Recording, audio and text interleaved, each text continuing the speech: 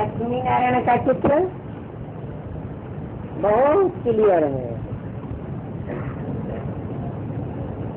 कैसे? और चित्र इतने क्लियर नहीं है जितना लक्ष्मी नारायण का चित्र है। इसमें क्या खासियत है?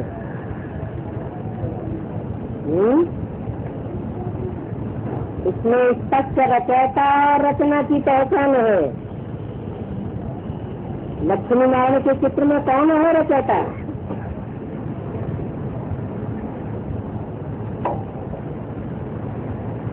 जो प्रकाश की लाइट के बीच में अर्थात संगमयुगी ज्ञान प्रकाश के बीच में लक्ष्मी नारायण दिखाए गए, जो कि नारायण का अर्थ है असली।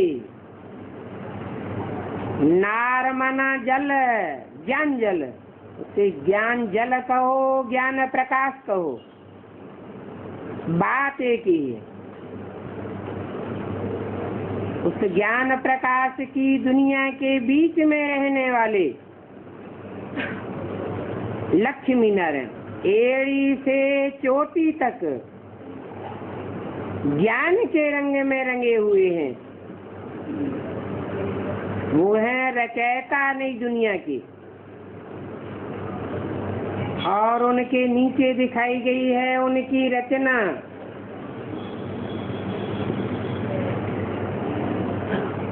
विश्व महाराज कुमार श्री नारायण की रचना, श्री कृष्ण और श्री राधे।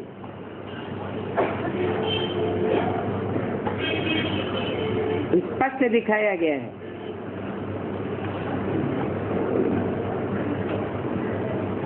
कि जो सक्षम संगमयुगी लक्ष्मी नारायण है,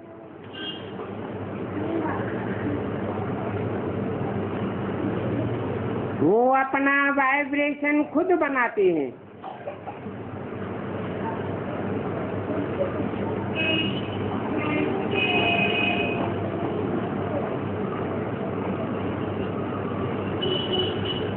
तेज से पैदा हुए हैं, अर्थात याद से उनकी प्रत्यक्षता हुई है, और याद की स्टेज, वो निराकारी स्टेज उनको प्रत्यक्ष करती है।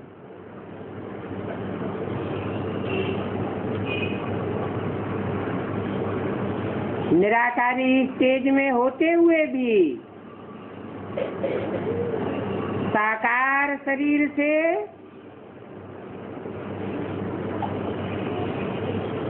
निर्मल वायुमंडल वाले दिखाए गए हैं।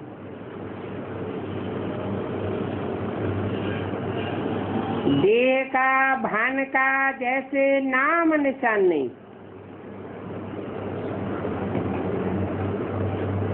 सतयुग की जो रचना होगी, फर्स्ट प्रिंसेस राधा कृष्ण,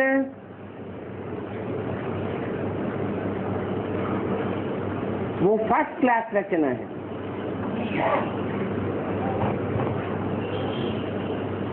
क्योंकि वाइब्रेशन से उनकी पैदाइश होती है।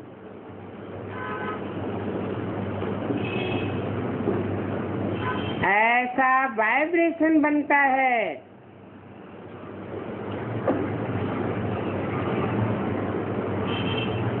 लक्ष्मी नारायण की याद का, कि वो वाइब्रेशन राधा कृष्ण को जन्म देता है। वाइब्रेशन अर्थात देह भान का नाम नहीं। राधा कृष्ण से जो रचना होगी वो दृष्टि की औलाद होगी, दृष्टि के आकर्षण से पैदा होगी। जो चित्र में दिखाया गया है कि राधा कृष्ण एक दूसरे को फिर भी देख रहे हैं, स्नेह की दृष्टि से,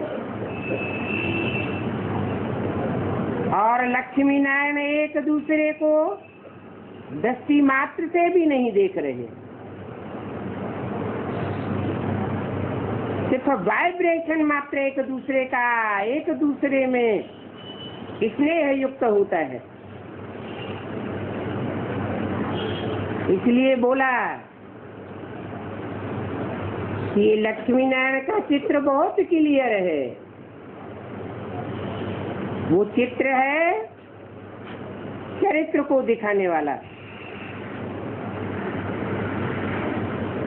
कैसी दुनिया बनाई उन्होंने अपनी, एक वाइब्रेशन वाली दुनिया बनाई, अब बेविचारी वाइब्रेशन की दुनिया।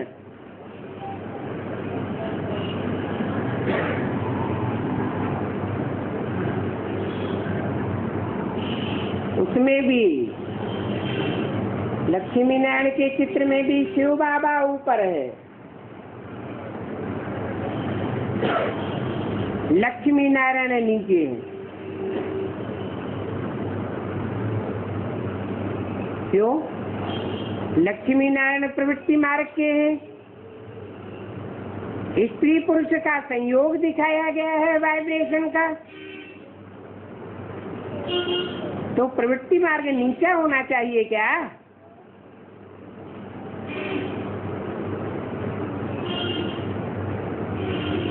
शिव बाबा ऊपर दिखाया गया है।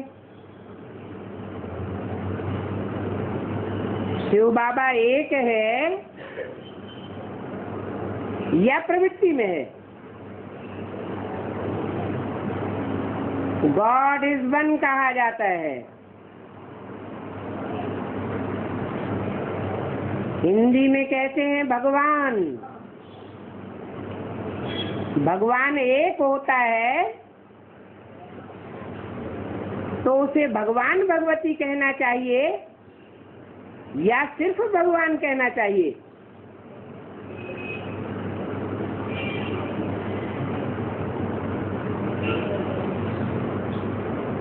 कलयुग के अंत में मनुष्य मात्र झूठा हो जाता है।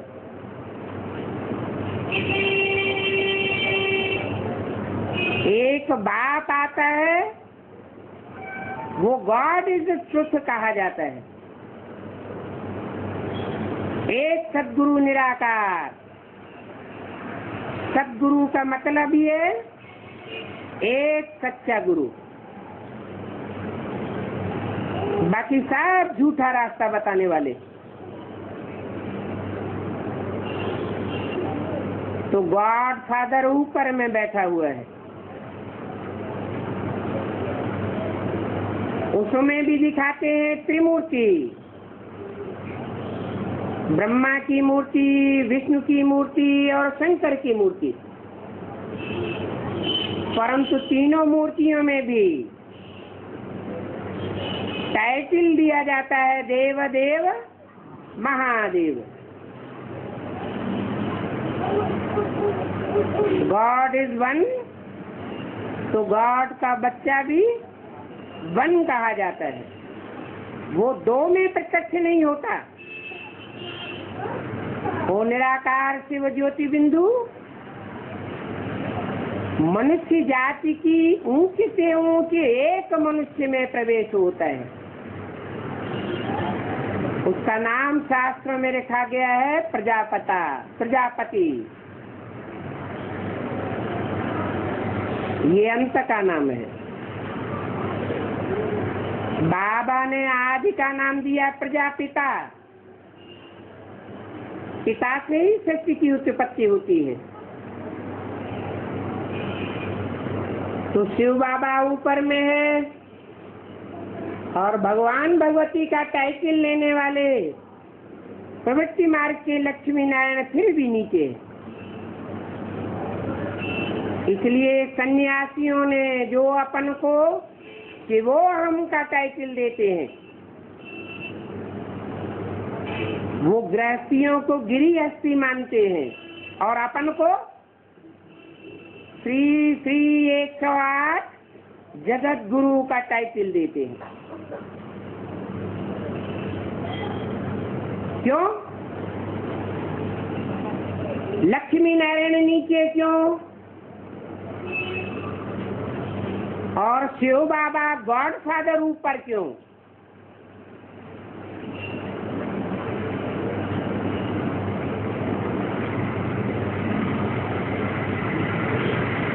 कोई कारण?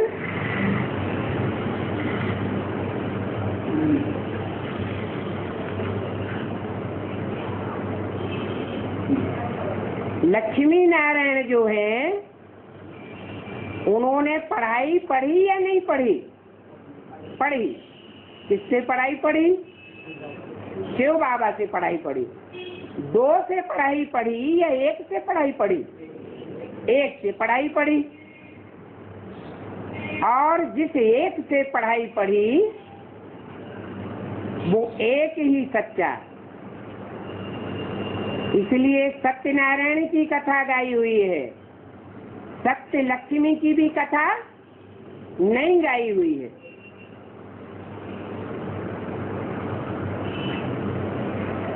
वो है सबका बाप,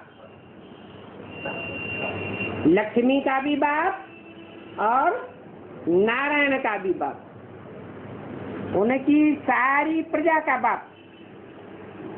और पीढ़ी दर पीढ़ी सृष्टि में जो भी प्रजा हुई है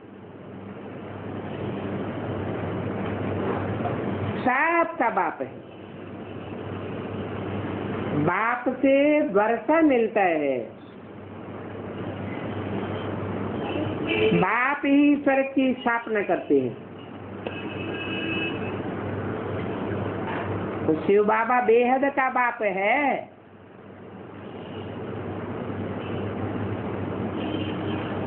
सिर्फ लक्ष्मी नारायण का बाप नहीं है। हाँ, लक्ष्मी नारायण ने ऊंच से ऊंच पुरुषार्थ किया तो स्वर्ग के मालिक बने, विश्व के मालिक बने।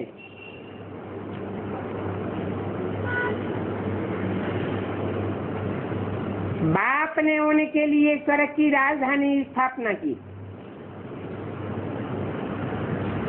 विश्व के राज्य की स्थापना की। स्वर्ग में भी राज्य लक्ष्मी नारायण का है,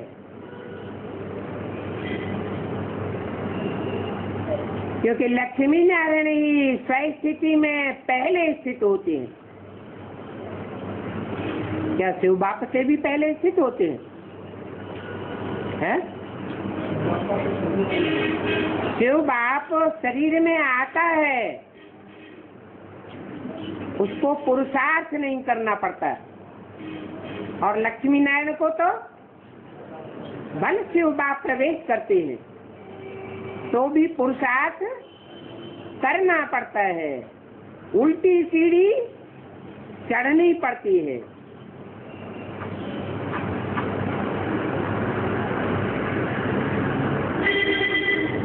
इन लक्ष्मी नारायण का राज्य 5000 वर्ष पहले भी था। तो वो राज्य फिर कहाँ गया?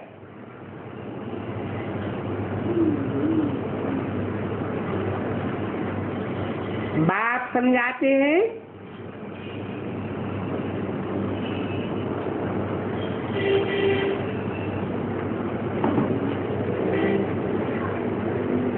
कि ये लक्ष्मी नारायण ही विष्णु बनते हैं। फिर 84 का चक्कर खाए थे ब्रह्मा बनते हैं।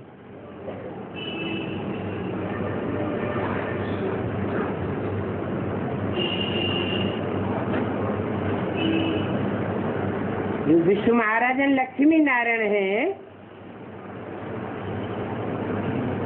वो चक्कर खाकर पहले क्या बनते हैं? पूरा चक्कर लगाने के बाद 5000 वर्ष तक क्या बनते हैं? हैं? ब्रह्मा बनते हैं। तो ब्रह्मा का पूरा नाम क्या है? अरे, प्रजापिता ब्रह्मा। दिखाते भी हैं कि विष्णु की नाभि से ब्रह्मा निकला। ये कहाँ दिखाते हैं? शास्त्रों में दिखाते हैं, चित्रों में दिखाते हैं, हैं? शास्त्रों में दिखाते हैं। तो शास्त्रों में जो बातें दिखाई गई हैं वो कहाँ की यादगार है? संगम युग की यादगार है। तो संगम युग में विष्णु की नाभि से ब्रह्मा कैसे निकला?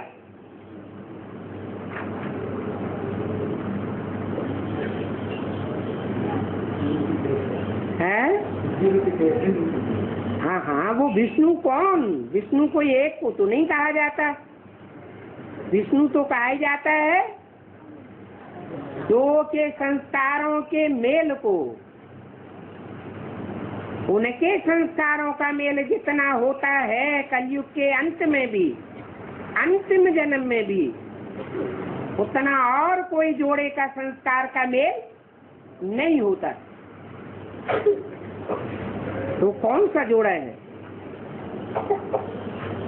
जो पहले पहले दिखाया गया, विष्णु की नाभि से ब्रह्मा निकला।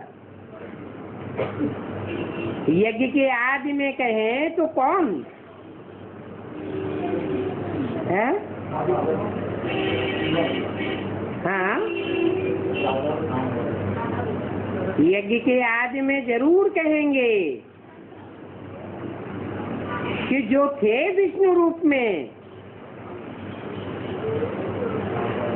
वो ही अंत में लक्ष्मी नारायण बने। पहले पहले पहला ब्रह्मा होगा तो पहला नारायण बनेगा।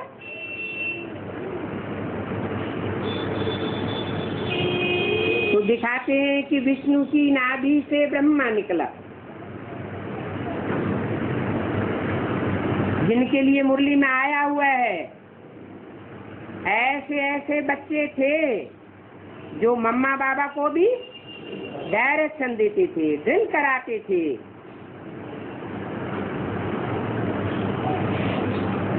हम समझते थे ये तो बहुत ऊंचे नंबर माला में जाने वाले हैं।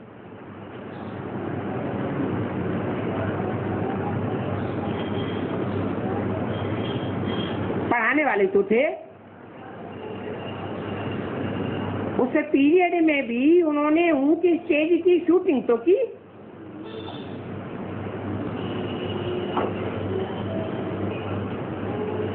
तो वो युगल जोड़ा क्या आपस में लड़ भिड़ करके अलग हुआ होगा? है? उसके लिए तो अंतिम जन्म का भी गायन है शास्त्रों में। विष्णु की नाभि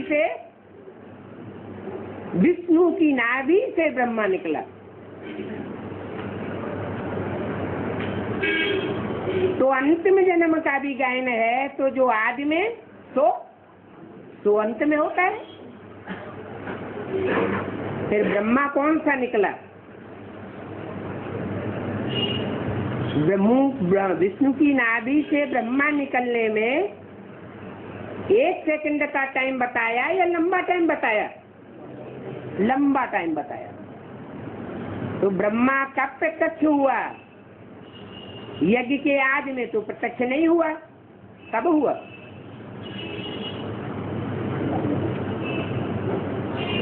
पहले बाबा मुरली नहीं चलाते थे, कराची से मुरली निकलती चली आई है। जिस तन में भी प्रवेश करूंगा उसका नाम ब्रह्मा रखना पड़े। तो ब्रह्मा प्रैक्टिकल में प्रत्यक्ष कब हुआ? 47 में प्रत्यक्ष हुआ। कोई न कोई की बुद्धि में आने लगा कि ये ब्रह्मा का पार्ट है। वेदवाणी इनके मुख से निकल रही है। तो 10 वर्ष तो कम से कम लगे विष्णु से ब्रह्मा बनने में।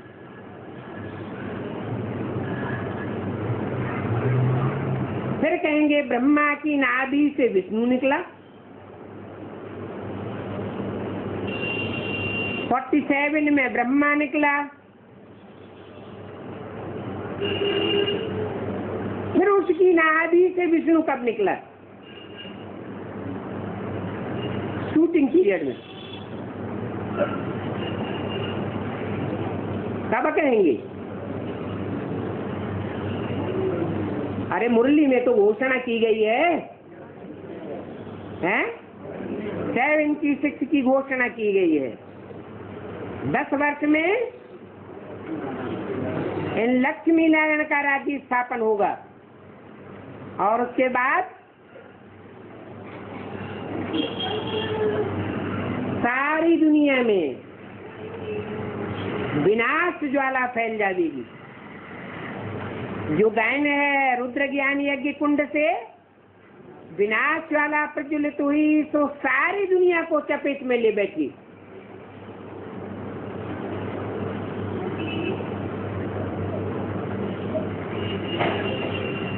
तो ब्रह्मा तो विष्णु, विष्णु तो ब्रह्मा देवता बना। फिर 84 जन्म लेते हैं। बाप समझाते हैं कि तुम 84 जन्मों को नहीं जानते हो।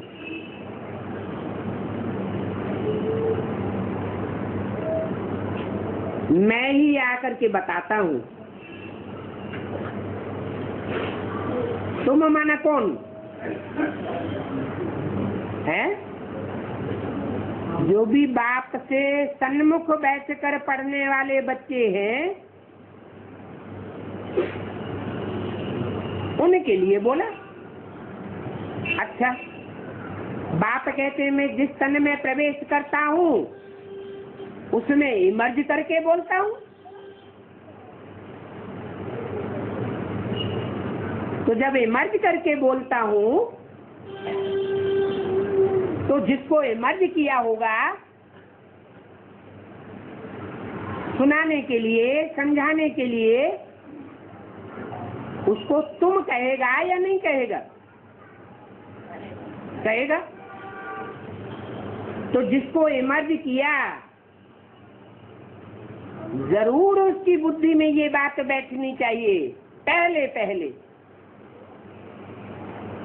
क्या कि नर से नारायण कैसे बनते हैं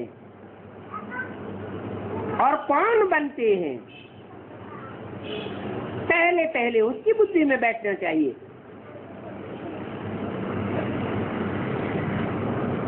सन 47 से मुरली निकलती चली आई है और 69 18 जनवरी तक मुरली निकलती रही। मुरली को सुना तो गया, लेकिन उसके रहस्य को क्या पूरा समझा गया? क्यों नहीं समझा गया? जब बाप स्वयं बच्चे को इमर्ज करके उससे बात कर रहे हैं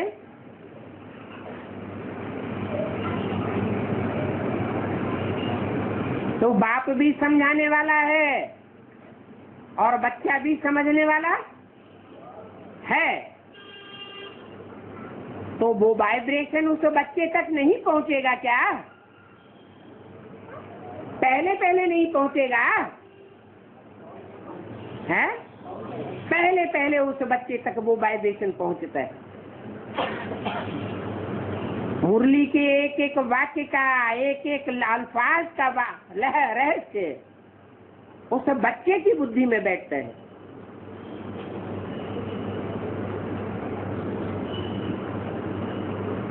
तो जब रहस्य बुद्धि में बैठेगा तो कहने वाला कहता है तुम अपने जन्मों को नहीं जानते हो, मैं तुमको बतलाता हूं। कितना सहज है। और बाप ब्रह्मा द्वारा ही कहते हैं। क्या बाप पहले पहले किसके द्वारा कहते हैं? ब्रह्मा द्वारा ही कहते हैं कि मुझे पारलौकिक बाप को याद करो।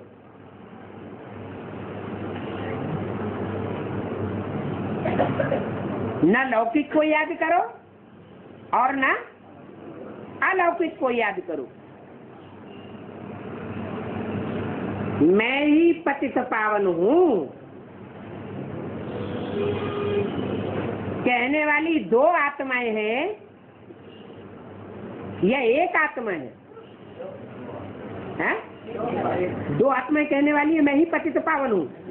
मैं एक के लिए कहा जाता है, दो के लिए दो नहीं हो सकती, एक ही आत्मा है।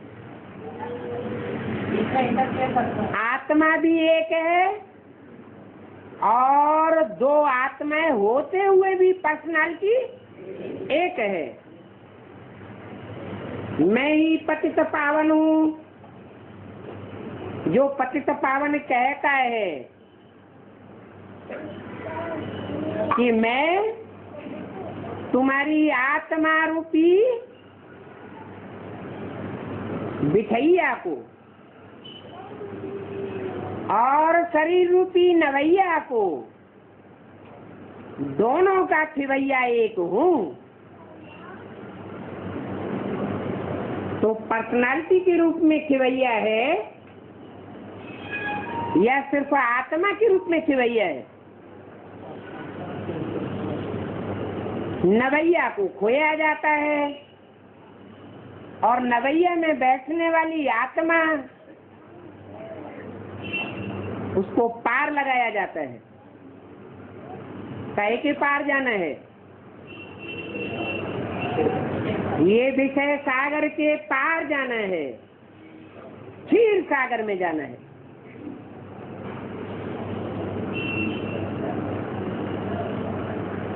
तो जो कहने वाला है मैं ही पतित पावन हूँ, वो पतित आत्माओं को पावन बनाता है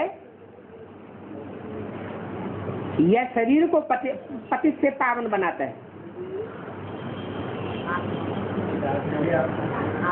जो आत्मा है वो आत्मा को पतित से पावन बनाता है। डॉक्टर बनेगा। आत्मा का उद्धार आत्माओं का बाप करता है और शरीर का उद्धार शरीर का बाप करता है।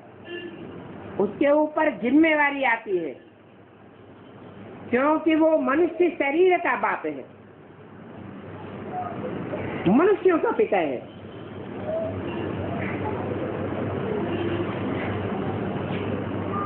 लेकिन कहते हैं पारलौकिक बाप को याद करो।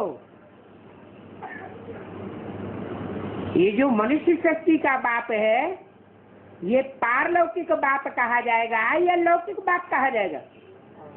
है?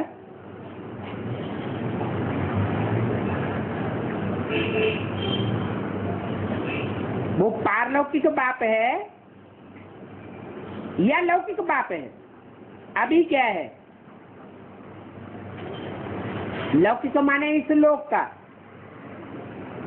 और पारलौकिक माने इस लोक का नहीं है। इस लोक से जो परे का परे लोक है,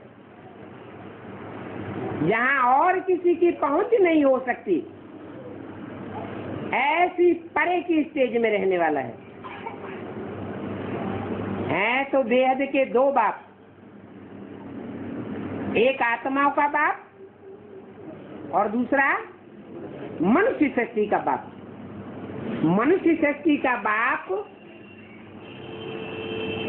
ऑलराउंड पार्टधारी होने के नाते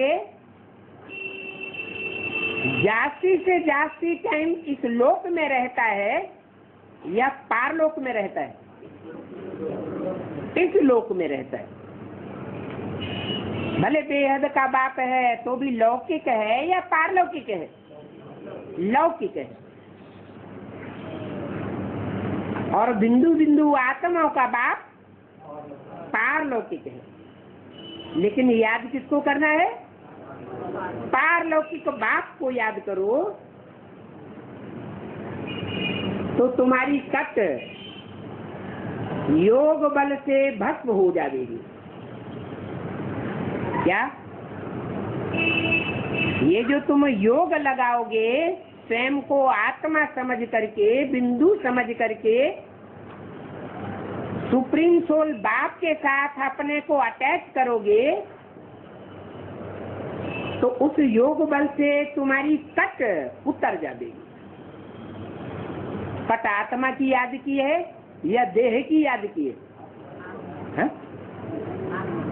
आत्मा की याद से कट सकती है?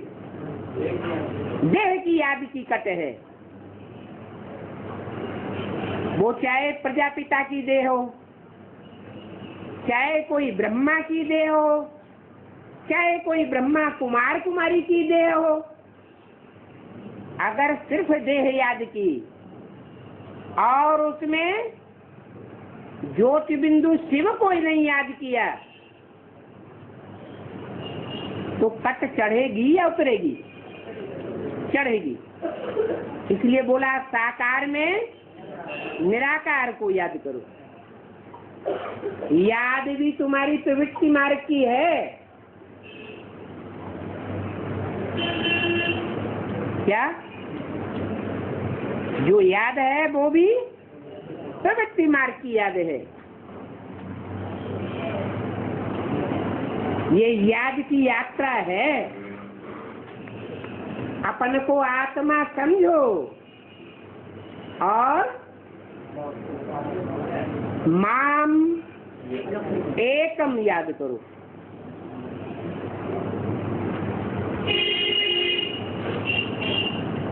मुझे एक को याद करो,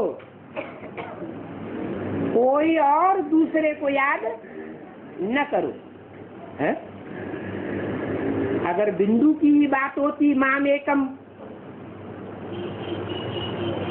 तो कैसे पता चलेगा कि हमने दूजम बिंदु को याद किया, तीजम को याद किया, चौथम को याद किया, 10-25 को याद किया? बिंदु के कहने के आधार पर नहीं हो सकता। सिर्फ बिंदु समझने से एकम, माम एकम, दूजम नहीं हो सकता। कब हो सकता है? जब साकार में प्रवेश करे, मुकर्रर रथ में प्रवेश करे, तब कहा जाए माम एकम याद करो।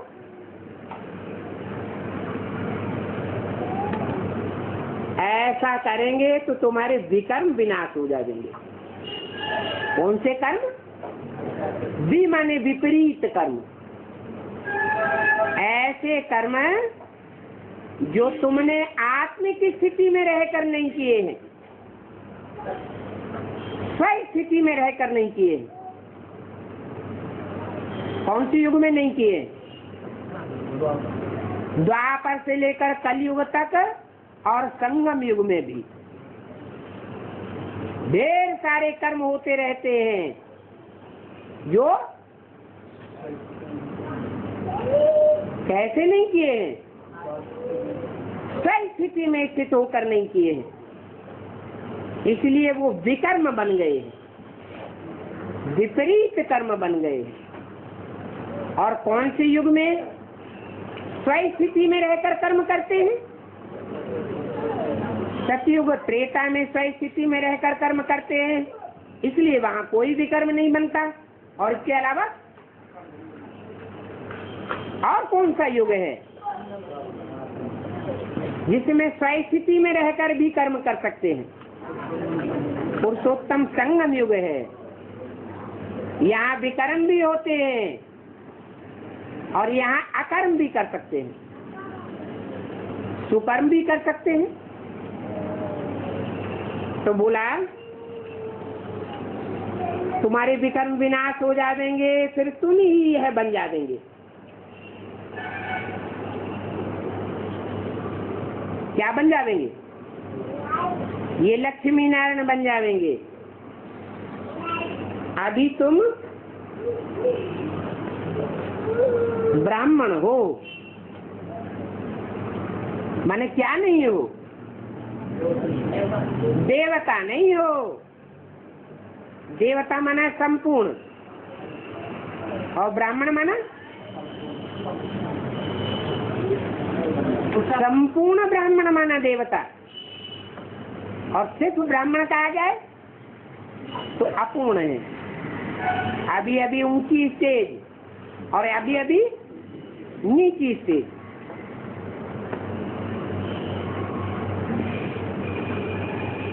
तुम ब्राह्मण हो, प्रजापिता ब्रह्मा की औलाद।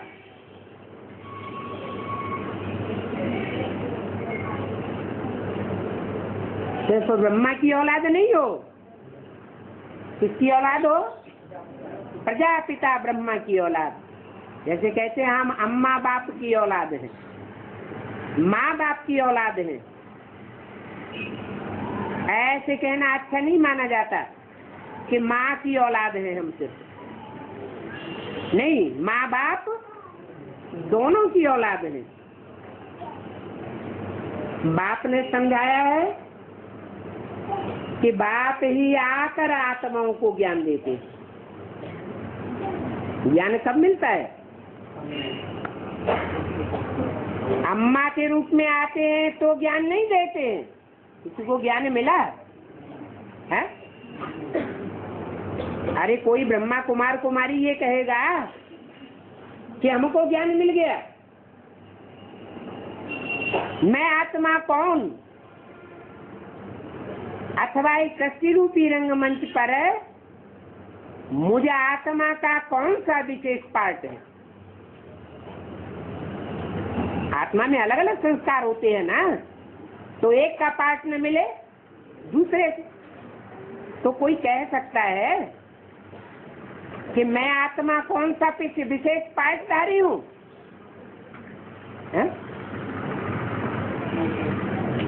अगर नहीं कह सकता है तो इसका मतलब आत्मा का भी ज्ञान नहीं मिला, और आत्मा का ज्ञान नहीं मिला तो निश्चयात्मक बुद्धि से जरूर पारलौकिक बाप का भी ज्ञान नहीं मिला। निश्चयात्मक बुद्धि से अगर बाप को पहचान लिया, जब बच्चा पैदा होता है तो पैदा होते ही बाप की मिल्कियत का वारसदार बन जाता है।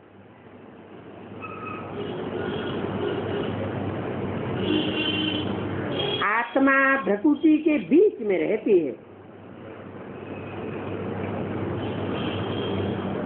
क्या? और दूसरा स्थान नहीं है। उत्तमांग में भी दो आंखों के बीच में जो स्थान है, नाक के ऊपर, ये तीन विशेष कार्य करता है। नाक, कान, आंख, इन विशेष कार्यकर्ताओं के बीच में रहती है। जैसे कोई राजा होता है तो अपने विशेष सेनापतियों और आमात्यों के बीच में रहता है।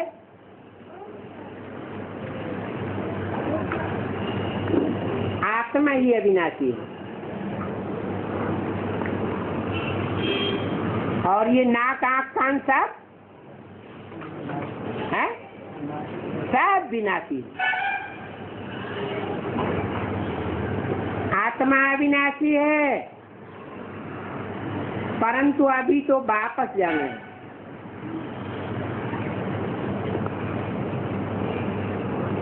कहाँ वापस जाना है? आत्माओं के लोक में वापस जाना है। इसलिए बाप कहते हैं कि अपन को आत्मा समझो और बाप को ही याद करते करते तमो प्रधान से सतो प्रधान बन जाओ, और कोई दूसरा रास्ता नहीं है। जैसे जैसे उतरे हो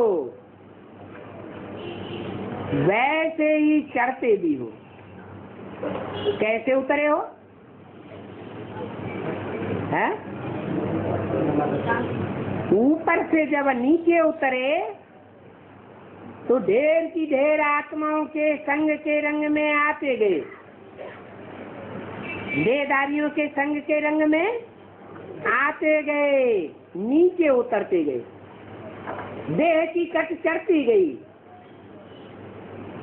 देहधारियों की स्मृति की कट चढ़ती गई। ऐसे तो नीचे उतरे। अब ऊपर चढ़ने के लिए उल्टा करना पड़े। क्या करना पड़े? जिन जिन देहधारियों का जन्म जन्मांतर संग किया है वो अभी शूटिंग पीरियड में हिसाब किताब लेने आवेंगे। स्मृति में हिसाब किताब लेने तो आते हैं ना, हैं? आते हैं। अब क्या पुरुषार्थ करना है? हैं?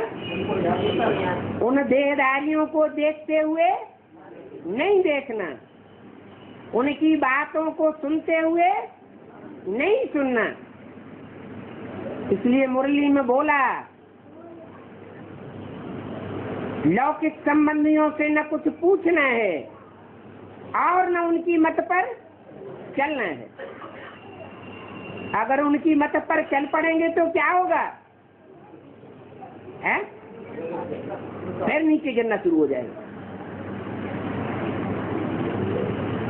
उनसे पूछते हैं इसका मतलब बाप को भूले हुए। तो जैसे जैसे नीचे उतरे हो, देहधारियों से बुद्धि योग चिपकता रहा है, ऐसे ही उसी तरीके से अब ऊपर चढ़ना है। क्या करना है?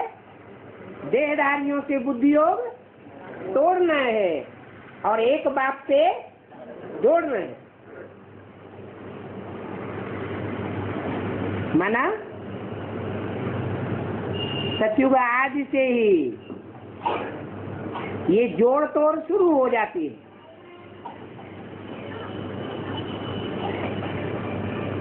द्वापर युग में तेजी से देह भान बढ़ता है और देह का लगाव शुरू हो जाता है।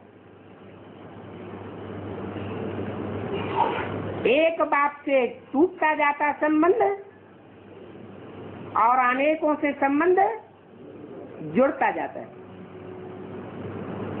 ये जोड़ तोड़ करने वाला कौन? द्वापर युग से बाप ने कहा कि ये जोड़ तोड़ करो, है? नहीं किया, नहीं कहा। जैसा जैसा संगम युग में शूटिंग की है, वैसा ही वैसा ड्रामा शूट होता है।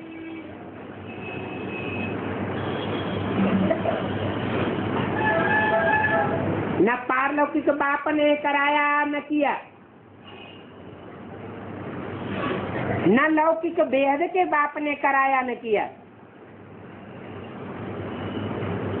हर एक आत्मा स्वतंत्र रही इस बात में, है? चाहे जिससे जितने भी संबंध देह के जोड़े और बाप से कितना ही तोड़ना चाहे तो तोड़े, कोई आत्मा ऐसी रही भाग्यशाली कि अनेक जन्मों में भी एक से नहीं तोड़ा, बल आखिरी जन्म में माया उनको भी धराशायी कर देती है। तो ज्यादा मेहनत किसको और महसूस होगी पुरुषार्थ करने में, और ज्यादा सहज किनको लगेगा? नहीं समझ में आया है?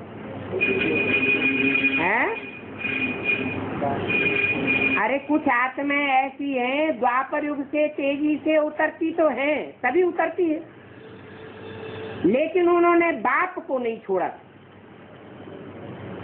बाप से दोस्ती का हाथ मिलाए कर रखा जन्म जन्मांतर, औरों से भी जोड़ा तो, लेकिन एक से तोड़ा नहीं। बल आखिरी जन्म में नीचे गिर गए और औरों ने क्या किया? एक से तोड़ते गए और औरों से जोड़ते गए। तो फायदे में कौन रहे? सहज पुरुषार्थ किनका होगा और कठिन पुरुषार्थ किनका होगा? मोहब्बत के आधार पर पुरुषार्थ सहज किनका होगा और मोहब्बत न होने के कारण मेहनत का पुरुषार्थ किसका होगा? अरे 63 जन्मों में भी जिन्होंने एक के साथ मोहब्बत का हाथ जोड़ करके रखा है जन्म जन्मांतर, उनको तो बहुत सहज होगा, और जिन्होंने एक के साथ तोड़ते रहे और औरों के साथ जोड़ते रहे, उनको कठिन होगा। भले इस बात की भी शूटिंग द्वापर कलयुग में भी जो पार्ट बजाया उसकी भी शूटिंग कहाँ होती है? संगम युग में यहाँ शूटिंग हो रही है, और शूटिंग करने वाले बेखौफ होकर के शूटिंग कर भी रहे हैं। क्या उनकी बुद्धि में ये बात है? ये पॉइंट याद रहता है? नहीं याद रहता है। इसलिए आसमान में भी जो सितारे हैं यादगार, वो दिखाए जाते हैं। कोई 2-3 सितारे लगातार साथ साथ रहते हैं, भले ध्रुव तारे से कितना भी दूर चले जाएं, लेकिन साथ साथ रहते हैं। और कोई सितारे हैं ध्रुव तारे के नजदीक आसपास चक्कर काटते हैं। तो बाकी बाकी के पासदारी ये नहीं कह सकते कि भाग्य विधाता भाग्य को जो हमारे किस्मत में लिख दिया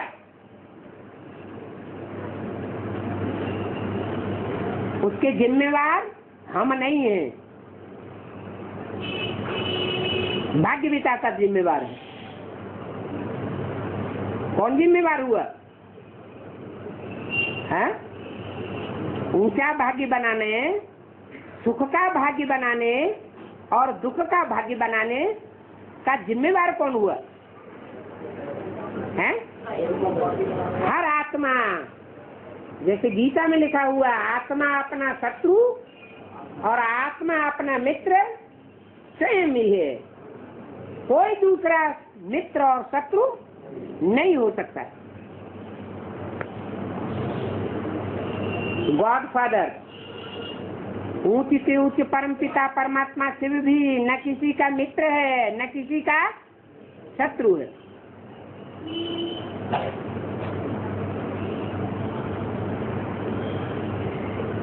आत्मा का योग लगने से तुम्हारी बैटरी भर जाएगी।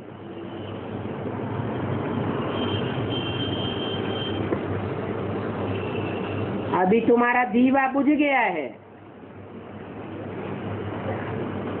क्योंकि बैटरी खाली हो गई है। तो फिर दीवा जले कैसे?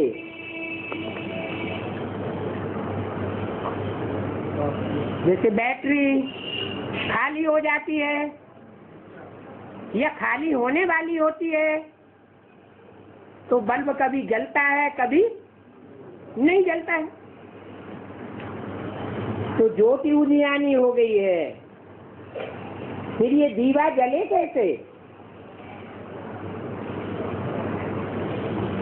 गति चाहिए।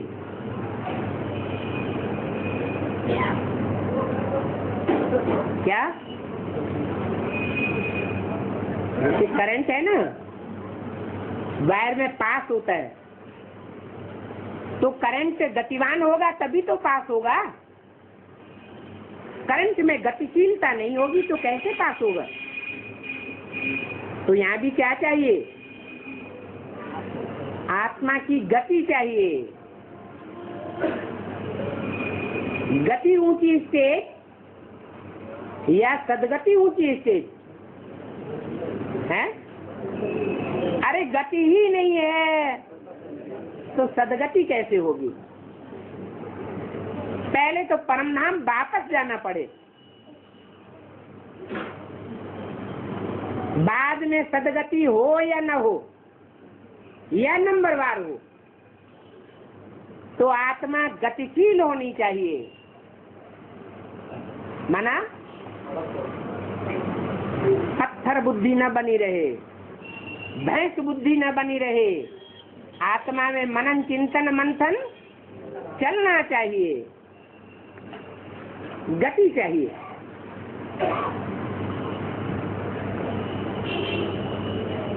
दीवा जलाते हैं तो दीवा को गतिशील करने के लिए उसमें तेल डालते हैं ना, घृत डालते हैं ना। तो यहाँ भी क्या डाला जाता है गतिशील करने के लिए? ज्ञान का तेल डाल रहे हैं।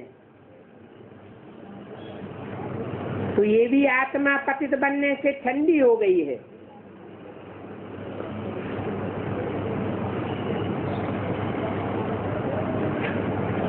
प्रजापिता भी है पतित। क्या? बहुत से भगत होते हैं राम के भक्त रहीम के बंदे हैं ये सब आंखों के अंधे। वो बस देहदारी को ही पकड़ लेते हैं। कृष्ण के भक्त होंगे तो ब्रह्मा को ही पकड़ लेंगे, बस ब्रह्मा ही ब्रह्मा। राधा के भक्त होंगे बस राधा को ही पकड़ लेंगे। बाप कहते हैं इन सब देहधारियों का बाप कौन है? सारी मनुष्य सृष्टि का बाप कौन है? प्रजापिता। वो भी पावन कहेंगे या पतित कहेंगे? वो भी पतित है। इनको भी इन जैसा बनना है। किन जैसा? लक्ष्मी नारायण की तरफ, चित्र की तरफ इशारा किया। सत्वम, जो ये है वो ही तुम हो। पहले तो देवता, फिर क्षत्रिय, फिर वैश्य, और फिर नीचे से नीचे उतर करके शुद्ध बन जाते हैं। कौन?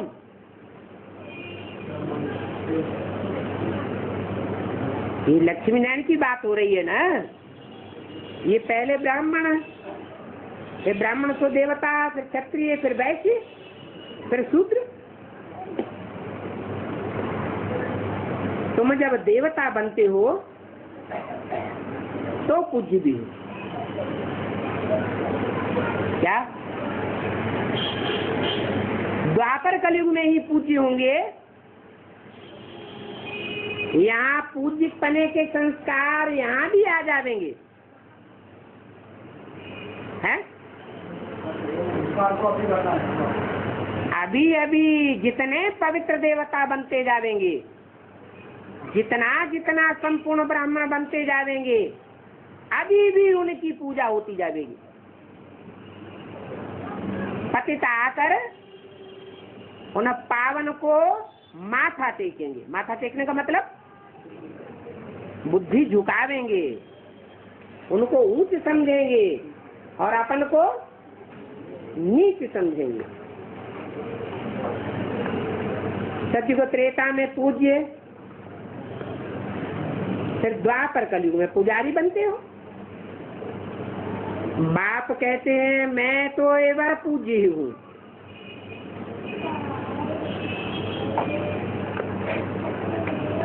तुम ही पूज्य बनते हो, तुम ही पुजारी बनते हो। अभी तुम पूज्य बन रहे हो। इस समय तुम ही बाप से वर्षा ले रहे हो। सतयुग का माया पर भी जीत पाने के लिए बल होना चाहिए। काहे का? माया पर जीत पाने के लिए कौन सा बल चाहिए? आत्मबल कहो, योग बल कहो, क्योंकि आत्मा में बल भी कहाँ से आता है? बाप की याद से आता है। और फिर ज्ञान को भी बल कहा जाता है। जो सच्चा बाप आकर के, सच्चा टीचर, सच्चा सदगुरु बनकर जो सत्य ज्ञान देते हैं, उस ज्ञान को जो जितना धारण करते हैं उतने बलवान बनते हैं। जो अच्छी रीति याद करेंगे तो वो ही सतो प्रधान बन जाएंगे, बलवान बन जाएंगे। जो बहुत बलवान होते हैं उनको महावीर कहा जाता है।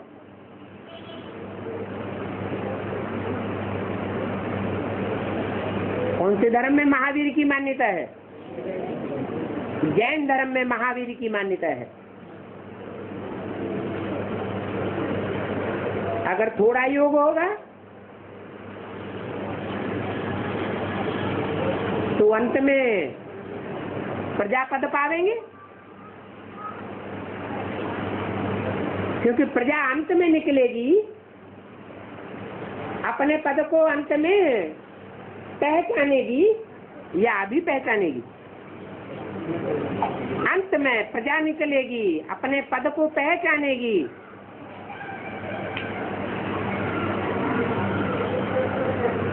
फिर भी पावन तो बनना ही है, चाहे प्रजापद में जाने वाले हो और चाहे राज्य पद में जाने वाले हो, पावन तो यथा राजा तथा प्रजा सबको पावन बनना पड़े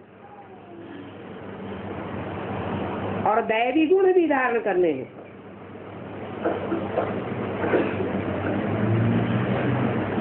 ये दैवी गुण धारण करने में सबसे बड़ा दुश्मन कौन आकर खड़ा हो जाता है सामने? रावण कोई एक रूप नहीं है, उसके भी 5 मुख्य रूप हैं। दैवी गुण धारण करने में सबसे आड़े कौन सा विकार आता है? काम विकार। ये काम महाशत्रु है।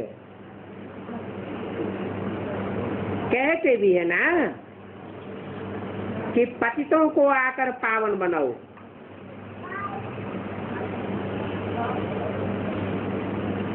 तो इस्लामी ज्यादा पतित बनते हैं, जो महाकामी की लिस्ट में है, व्यभिचारी की लिस्ट में है, या बौद्धी ज्यादा पतित बनते हैं, या क्रिश्चियन ज्यादा पतित बनते हैं। द्वापर युग शुरू होता है, पहले पहले जाति पतित होना कौन शुरू करते हैं? इस्लाम धर्म की आत्माएं। तो कहते भी हैं पतितों को पावन बनाओ। क्रोधी को पतित नहीं कहेंगे, क्रोध करने से कोई पतित नहीं होते।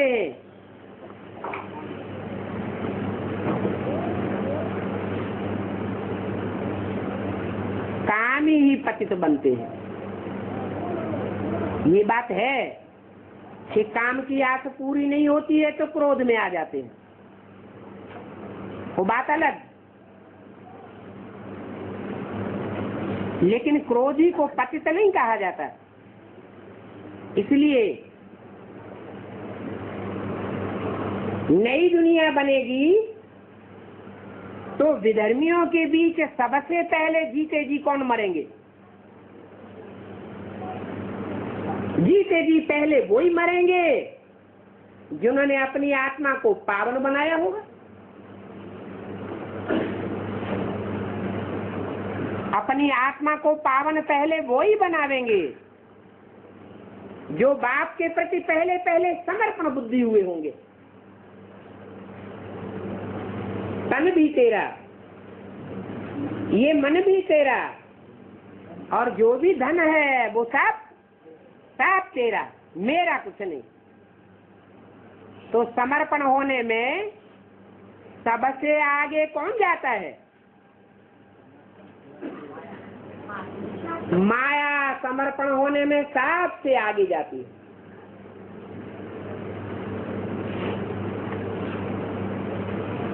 तो कौन से धर्म की मुखिया है? जरूर इस्लाम धर्म की मुखिया होगी। मुखिया सबसे पहले आगे कदम बढ़ा दे, तन से, मन से, धन से समर्पित होने से पहले बुद्धि से ही समर्पण हो जाती है। सबसे बड़ा समर्पण है बुद्धि का समर्पण। ये मन बुद्धि का अहंकार जल्दी नहीं जाता है। बल कोई देखने में आवे कि तन भी पूरा अर्पण कर देता है, जैसे चलाओ वैसे चलाएंगे। उल्टा लटका दो तो उल्टे लटक जावे।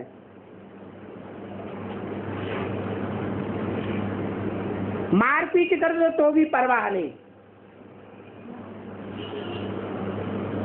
तन की कोई परवाह नहीं, जैसे चलाओ।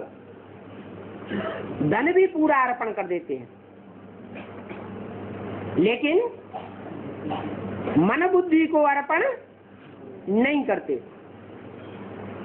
तो माया सबसे पहले मन बुद्धि से पूरा अर्पण हो जाती।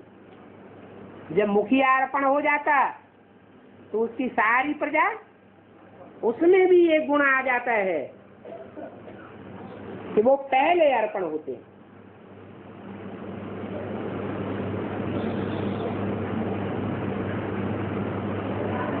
तो ईश्वर के प्रति विनाश के टाइम पर समर्पण तो सबको होना पड़ेगा, लेकिन जो पहले अर्पण में बुद्धि होते हैं वो जन्म जन्मांतर ज्यादा सुख की प्राप्ति करेंगे या दूसरे करेंगे, हैं? इसलिए इस्लाम धर्म ने भारतवर्ष में नहीं, सारी दुनिया में मुसलमानों ने जितना राज्य किया है उतना और कोई धर्म ने राज्य नहीं भोगा है। क्रिश्चियंस का तो राज्य अभी 100 वर्षों के अंदर आया है, 200 वर्षों से। इसलिए मुरली में बोला पहले ये इस्लामी मरेंगे। क्या पहले रूहानी मिलिट्री कौन सी तैयार होगी? इस्लामियों की तैयार होगी, फिर काम बहुत तेजी से चलेगा। ओम शांति।